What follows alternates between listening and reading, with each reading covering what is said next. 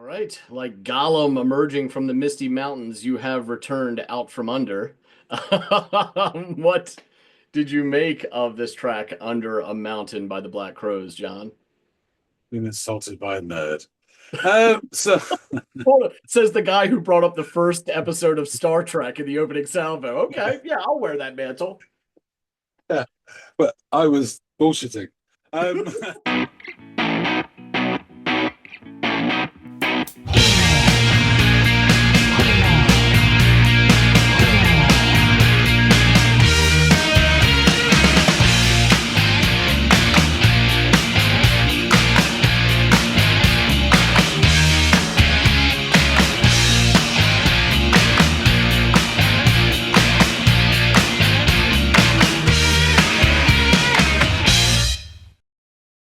Hey, everybody out there. Welcome back to another Friday episode of the Audiophiles. I'm Andy, that's John, and it's time to dig into some music, but specifically music that was requested by one of you lovely folks out there in the listening audience. In this case, it was actually a song recommended by user USS Gear.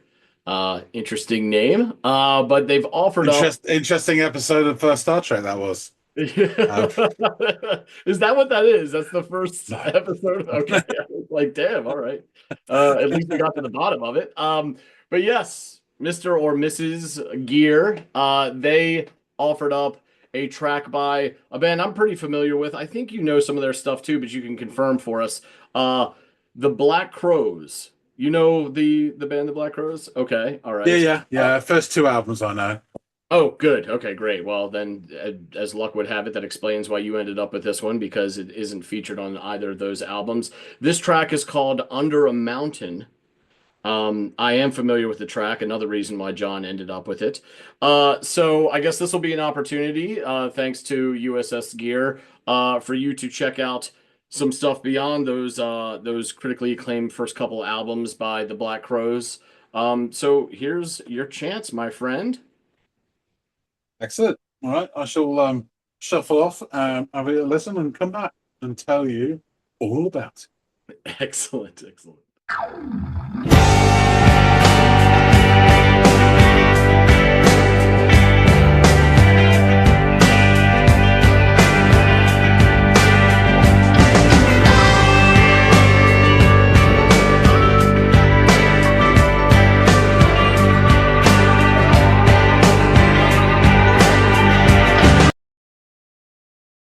Okay, 20 seconds into it. I'm relieved that they haven't gone off and done some sort of Belgian jazz odyssey. It's very much the sound that I associate with Black Crowes, that sort of southern rock, bluesy, really nice, languid sound to them. The guitars, that lovely organ I could hear, and a bit of piano as well, I believe, and a fairly sort of ambling beat, to be honest with you. It sounds like the whole band sort of stretching in the sunshine, getting ready to rock. Let's see how it goes. Never have I need your question written from a cold place. And I feel sour, I need a shower, or just a slap in the face. Circumstances left romancing, a puzzle in front of me. Who knows the ending? Sorry about this, but that was just really nice. That's the kind of thing I really like. So there's a funny line in there, sorry about he feels sour and needs a shower. It's just a slap in the face, classic. But as the it says that word bass, then the guitar comes in with this sort of lick, and it sort of stretches and rises through the next couple of lines, bleeding all over it, and that just sounds great. So, it's about why not? Or just a slap in the face.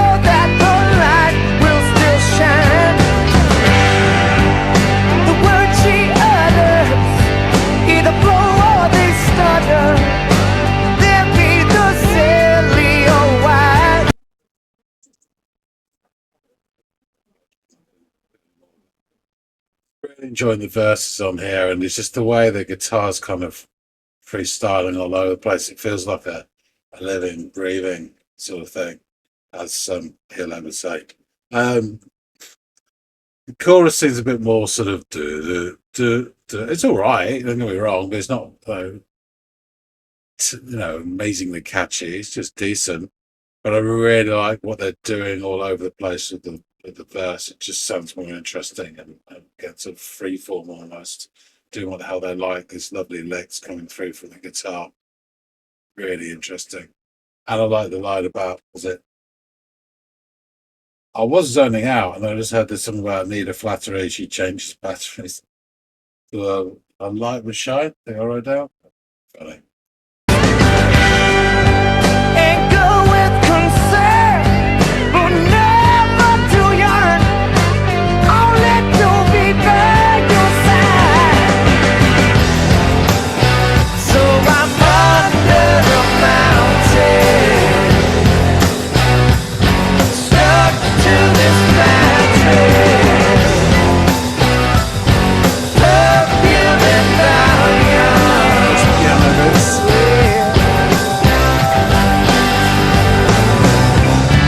Lay down with number 13. It's a cold gray shade. Richie bit, I guess. Lay down with number 13. It's a cold gray shade.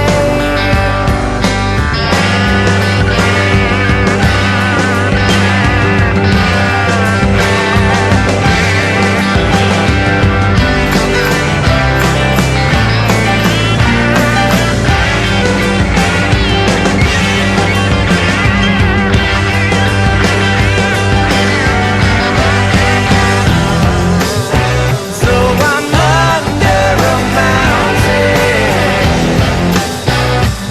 stuck to this mattress,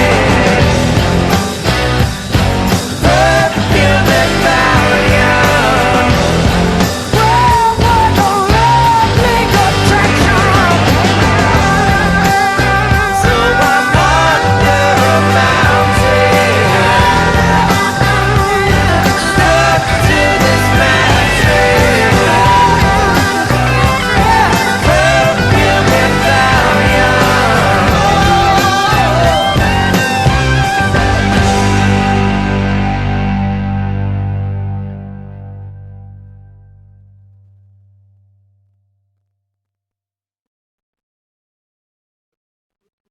perfume and Yeah, I really enjoyed that. It's just like a real comforting sound. Like, you still sound like you should sound, which is probably they take that as an insult, I guess. But yeah, and I really like it went into some bridgy bit, which virtually no song needs a bridge. They're usually crap. But it came out of the bridge bit into this sort of instrumental bit where it's like sort of almost. I got the impression of someone like chugging booze, and it just sounded a bit drunk. And then it went back into the chorus a couple more times, and yeah, we're done. Yeah, really nice sound. His voice as ever sounds great. It's like a less annoying Rod Stewart, with Robert Plant and some others as well. Really nice. Yeah, great sound. Love it. So yeah, this isn't Remedy, but it's up there. It's decent, really decent. I don't know when the hell this was or what wife you had at the time, but Chris. But yeah, let's go back and find out all the goss with Andy. All right, like Gollum emerging from the misty mountains, you have returned out from under. What did you make of this track, Under a Mountain by the Black Crowes, John? Been insulted by a nerd. So Says the guy who brought up the first episode of Star Trek in the opening salvo. Okay, yeah, I'll wear that mantle. yeah, but I was bullshitting. So yeah, just an aside on this. I remember getting the first Black Crowes album, Shady Moneymaker, because at the time my father was in the RAF, and he was posted to Germany on a special NATO thingy. So, which meant, long story short, that he lived in a villa in a town rather than on a base. Uh-huh. And the nearest bases to him, he worked in a secret underground bunker in the woods. Yeah, real sort of not even James Bond stuff. But anyway, the nearest places he could access to were like a NATO thing, were American um, bases, one at Augsburg and somewhere else. So I went over to visit them. We went to the American PX. And they go, look at the size of these steaks, and they were like huge, about that thick, and they were about £2, it was ridiculous. But I went and looked, obviously, in the section which didn't have any vinyl, just had CDs. And I bought I'm sure I bought I bought the CD of that, and I think it hadn't quite come out in the UK. It was like a couple of weeks before it had. So I just remember really strongly buying that album then. Right. And then I remember Southern Harmony and Musical Companion coming out a couple of years afterwards. And again, nothing around was really sounding like that. Although it was a retro sound, Sure. it I know sounded what you new and mean. fresh because no one else was doing it. Yeah, it was kind of Yeah, really. abandoned at that point, and now someone's breathing new life into it. It's the first time you've heard it with new life, and it's like, oh shit. Yeah. And so real fond memories of those two albums. And I I know that they had a few issues down the way. Um, Kind of the uh, American Gallagher brothers, if you will. So something like that. yeah. Yeah, akin to that. Yeah. But you had other people doing the same shit as well. Guns N' Roses, etc. So it was similar sort of thing. So I kind of lost track of their output because I think headlines took over. Mhm. So anyway, within a few seconds of this starting, I'm relieved to hear that we're on the expected course, that of a bluesy southern rock bent. Yeah. I don't know what time this is from. I was like guessing from the thumbnail, it's like 4 or 5 years after the other albums. But I'm happy to hear that the brothers Robinson haven't strayed too far from that path they hewed in the early 90s and haven't suddenly got into experimental Belgian jazz or something. Right. Not that it wouldn't have been interesting. I will say also, of the stuff I know of theirs, those first two albums, um, I always keep forgetting about Hard to Handle, and that should be on the list of one of the great cover versions of all time. Oh I yeah. think it's really, really, really good. But my favorite track is Remedy, and I think all their songs are based on, are judged on that gold standard. Anyway, Yeah. I so agree completely. going on to this, I would say they have that 70s rock sound, which I think I'm becoming more and more nostalgic about as time goes by. Mhm. And I wouldn't have listened to it back then because I'd have probably been 3 or 4, when this sort of sound was coming out. But with this, there's these really languid guitars, which have got like a soupçon of country to just at the ends of the notes and stuff.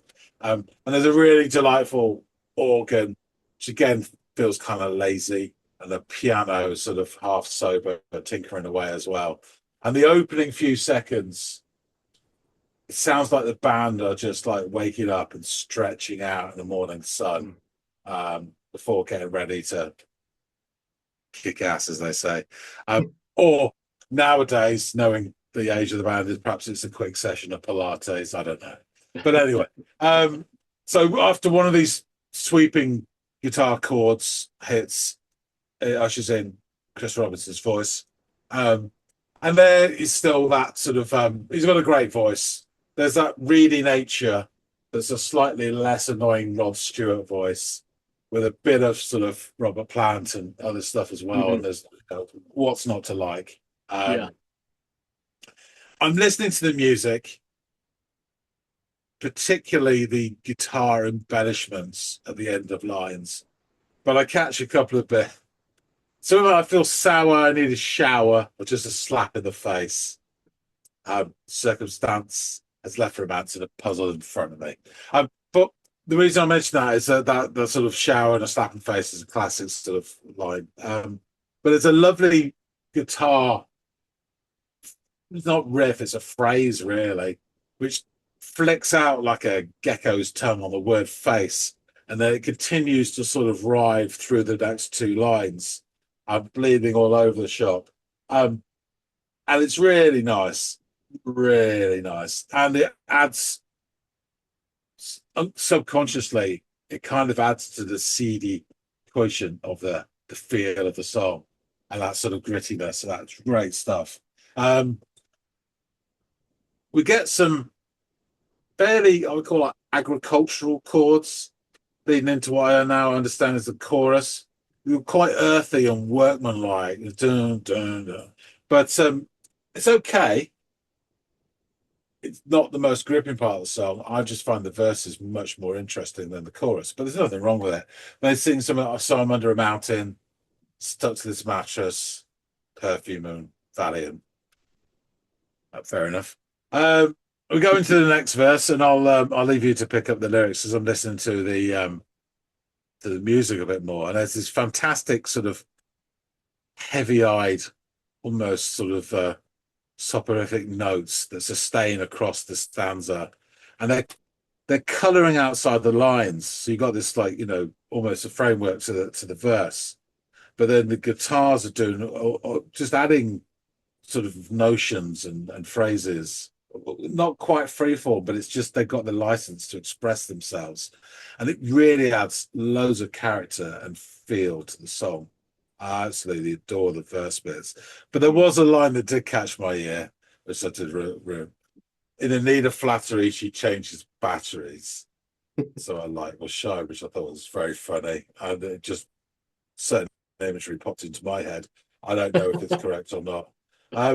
We then track back to the chorus, and this time there's added sort of, it starts off with these piano twinkles, just a little sort of, someone's doing the odd hundreds of thousands on top of your ice cream cone, and then that evolves into proper piano phrases, as he says, lay down number 13, it's a cold grey shame. And this is like the bridgy part. And I've said before, there's not many songs that actually need a bridge, and there's not many songs where the bridge is decent. I'm happy to report that this confirms my rule. This is the least enjoyable part of the song. It's just nonsense. Well, it's a music thing, whatever. But when it come out of the bridge, you get this sort of almost rolling, chopping expression, particularly from the guitars. And just it sounds to me like someone's like chugging down booze. That's what the musical sounds like. And then it becomes almost like drunk, the way they become looser and looser. And then I put down a bit more noodling and then back into the chorus, which kind of does I've put here like a slow forward roll as it repeats, with the guitars throwing what they can at the wall as it builds and builds and builds. And then it just stops like a click from Kaiser Jose's fingers. Just finishes, which I thought was a really interesting choice. And sometimes it is good when a song just doesn't have that very long, slow fade out. But it was quite a surprise that it just stopped. So yeah, I would say on this, I really enjoyed this a lot. It was like listening to something familiar, which I hadn't listened to in ages, which is true. I think it's a great sound. His voice style sounds better. The band sounded tight. The guitars especially were awesome. It was a decent song. I mean, in terms of the level, it's really good. It's not quite up there with, Remedy, whatever. But I really enjoyed this a lot. Yeah. I'm glad you did. I'm sure that USS Gear is glad that you did as well. Yeah, they're a sleeper band that sometimes maybe it is because of how long they've been around and they haven't really been able to, at least in the eyes of the masses or the critics, strike the same oil they did with those first couple albums. But man, when they put out an album, it's what you're getting and it sounds good. Yeah. They're experts at tapping into this sound so much that they sound as if they are the contemporaries of the bands that you listed earlier, or the Rod Stewarts, the Zeppelins, and all these. Like, they could have palled around with those guys and been contemporaries, and they wouldn't have seemed out of place at all, which I think speaks to the authenticity of their musicianship and their command of this genre that they've like obviously got down pat. So totally agree with you. Black Crowes deserve, I think, more credit than they get, even though they have been widely recognized and hailed as one of the great true rock bands of the U.S. So, yeah, let me jump into them a bit more. The Black Crowes are an American rock band. They were formed in Atlanta, Georgia, in 1984. Their discography includes 10 studio albums, 4 live albums, and several charting singles. Influenced by contemporary local artists like REM, as well as 1960s psychedelic pop and classic Southern rock, they gradually evolved into a revivalist band dedicated to 1970s era blues rock.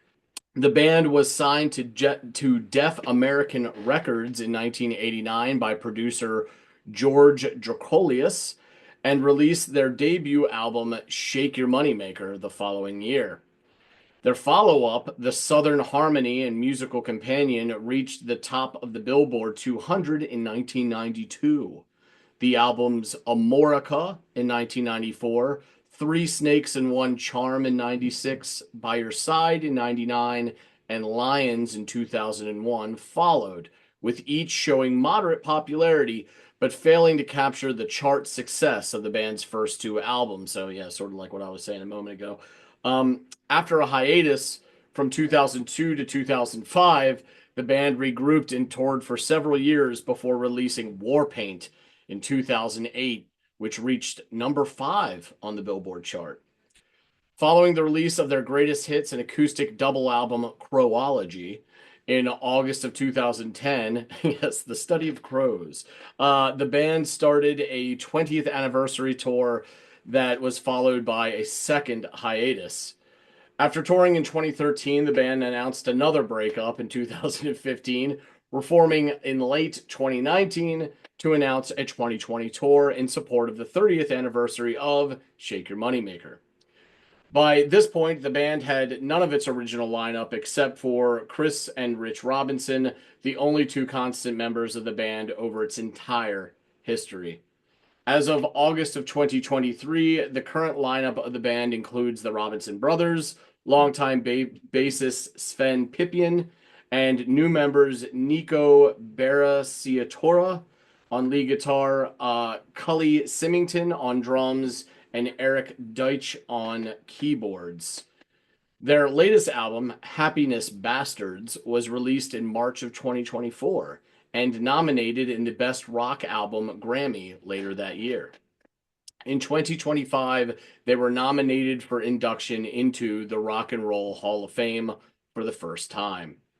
Now, at this point, I think they've announced who has. I don't know all of them offhand. I think I may have caught 1 or 2, but I want to look that up. I want to see if they made the cut or whatever. It's one thing to be nominated. I think it's another to become a first, like an inductee on your first sort of nomination. So I'd be interested to see if they got in.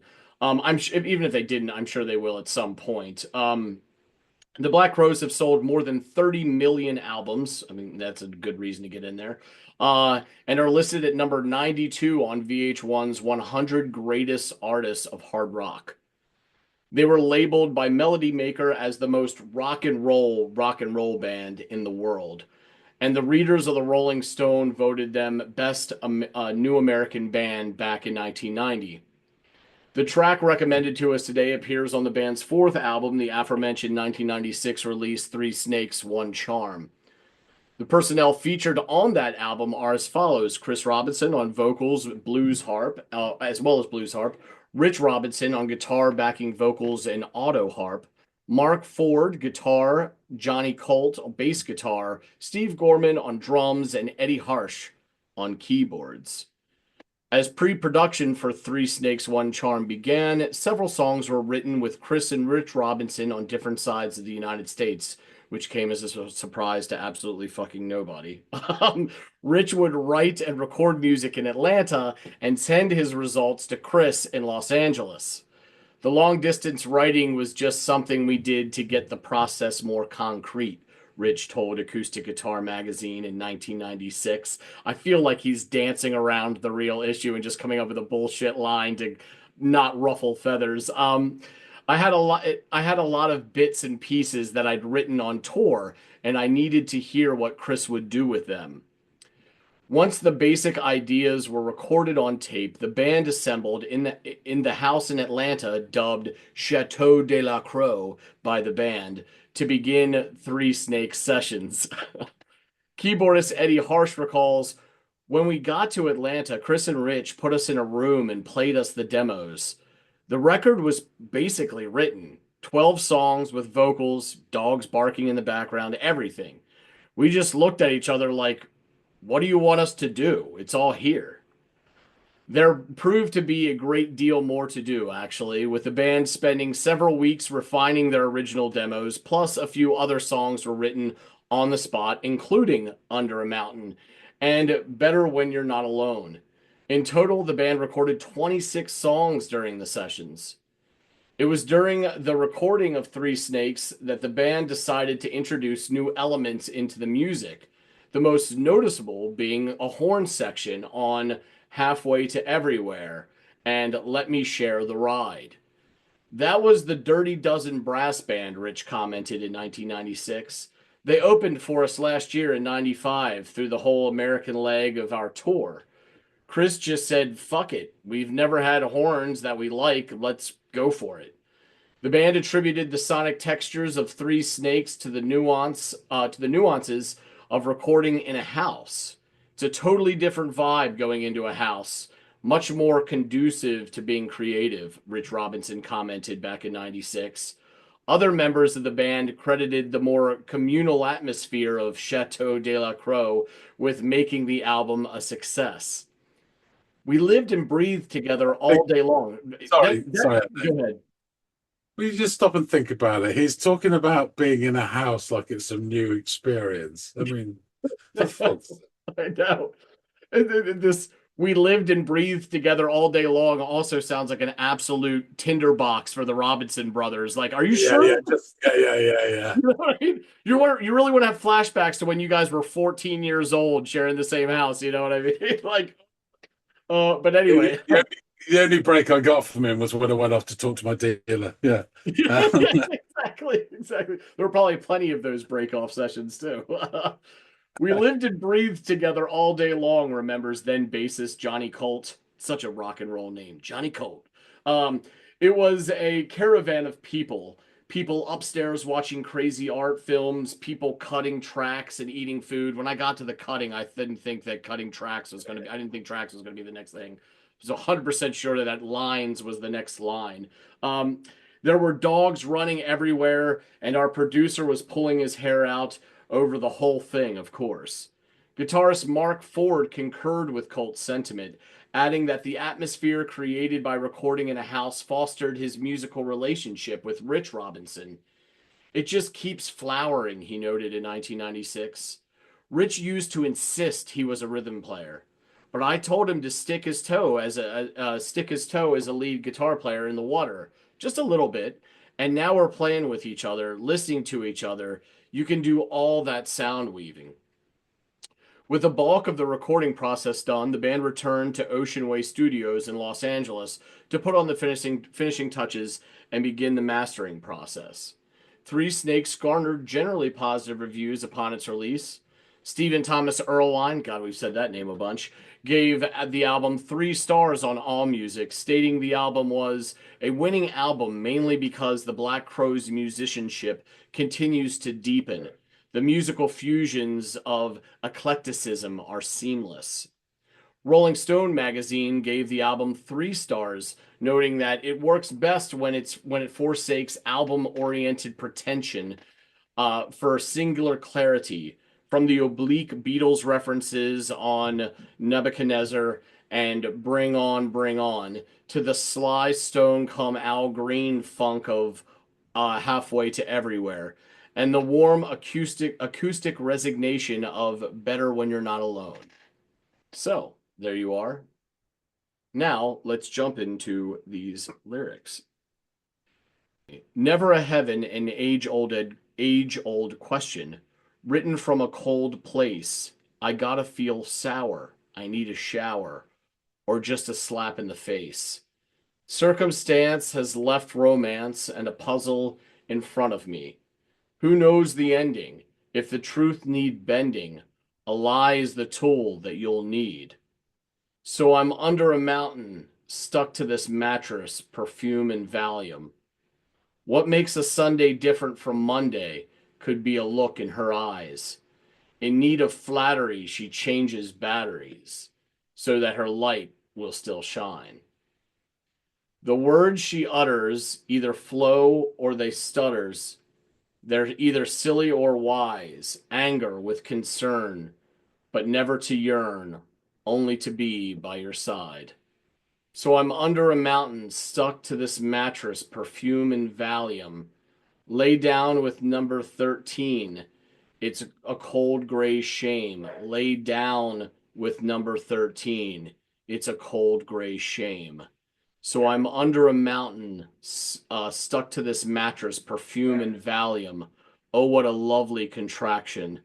So I'm under a mountain, stuck to this mattress, perfume and Valium. Oh. So, yeah, interesting bit of lyrics. What did you kind of take anything away from that? It feels like he's needs to get out from under something. That's for sure. And I suppose that's the metaphor.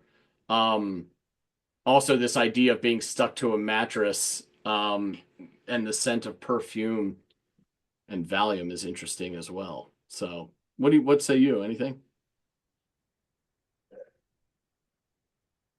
Women or drugs? Yeah, okay. I was waiting for Jesus or vampires. At least you got the drugs in there. I think you're probably on this right track. So Yeah. It's going to be women and drugs, isn't it? It's got to be. Yes, for sure. Which is a reoccurring theme with the Black Crows. So that totally checks out. Absolutely. Mr. Robinson as well, yeah, it's particular. Yeah, for sure. But yeah, man, this is a really great song. It was a nice. I'm just familiar with this. I'm familiar with a lot of their stuff. Not all of it, but a lot of it after the first two albums. But I got to be honest, when you go back and listen to the Black Crows, I'm as guilty as anybody. You usually go back to listen to the stuff on the first two. So I hadn't heard this in probably 5-6 years. So it was good to kind of dust off my own memory and recollection of this number. And it was a lot of fun to listen to. So great shout, USS Gear. And impetus for me to probably revisit some of that other stuff that was like they followed their second release. So I'll be checking more of them out in the future for sure. Yeah, I mean, even if they don't reach the dizzying heights of the first two albums, there's enough within the band that you're going to get nuggets along the way. You know, this clearly being one of them. Absolutely. And even as the notes underscored, they had a top 5 Billboard chart outside of those first two albums, and they were just nominated for a Grammy. So, Yeah. which doesn't like say, oh, this has got to be as good as that stuff, but I think it speaks to their ability to write a damn good song. Now, to what degree of damn good it is completely up to the listener, but just because it's not the first two albums doesn't mean you should just, full stop forget about the Black Crows, because they're still doing their thing and doing it really, really well. And this is a great reminder. So, yeah, shout out USS Gear for offering this up to us. A lot of fun listening to. Yeah. John, sounds like you had a lot of fun. Yeah, definitely. That's a good one. Excellent.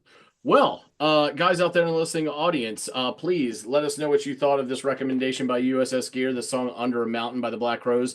If there's other stuff, obviously, after those first two albums that we should check out outside of this, or that maybe John should give a listen to, feel free to shout them down in the comments field below. We love hearing from you guys. Also, any other artist or song, and in any other comment field on any of our other videos, just feel free to shout it out. We collate that, add it, and we knock it out in the future, even if it does take us some time. We do appreciate your patience. Yeah, feel free to let us know. Look forward to hearing from you guys. Also, like, share, and subscribe if you haven't done any or all of those things. It really does help us over here at the channel. It only costs you a couple moments of your precious time, which we do appreciate it. And hopefully John and I will catch all y'all in growing numbers on the next installment of the Audiophiles. We'll see you later, guys.